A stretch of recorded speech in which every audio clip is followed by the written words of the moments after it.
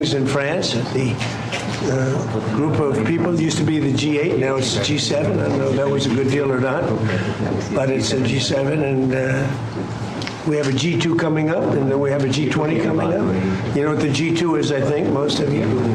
But we had in particular some very good conversations with Prime Minister Modi, India, and we're doing trade deals. We're doing a lot of things. A lot of things are happening between the United States and India. The United States is doing the best we've ever done. We have over $19.2 trillion coming in, and we're building factories, we're building everything, and Prime Minister is building a lot in the United States. He's spending a lot of money in the United States, so we appreciate that job. But I just want to say he's been my friend for a long time now, and we've always had a great relationship, and it's great to be with you. Thank you very much. Great to be with you. Thank you.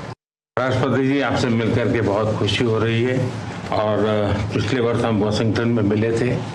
उसके बाद हमारे संबंधों में एक नई गति आई है, नई ऊर्जा आई है और कई विषयों में हम बहुत मिल करके आगे चल रहे हैं। और हमारे लिए खुशी की बात है कि हमारी दोनों टीमें भी मिलजुल करके हमने जो टारगेट तय किए उसको पूरा करने के लिए भरपूर प्रयास कर रहे हैं और हम बहुत तेजी से आगे बढ़ रहे हैं।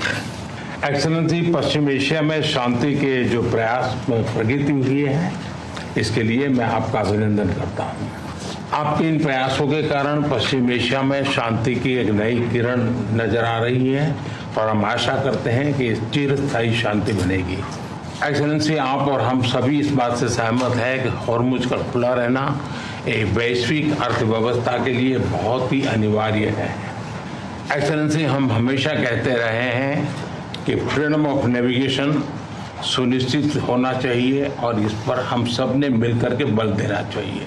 एक्सेलेंसी, आप जानते हैं कि मैरीटाइम ट्रेड की दुनिया में भारत के लाखों सी फेरर्स आज दुनिया के अलग अलग समुद्र में अपनी सेवाएं दे रहे हैं, विश्व की प्रगति में बहुत बड़ा योगदान दे रहे हैं और मैं समझता हूं कि उनकी सुरक्षा भी उतना ही महत्वपूर्ण है।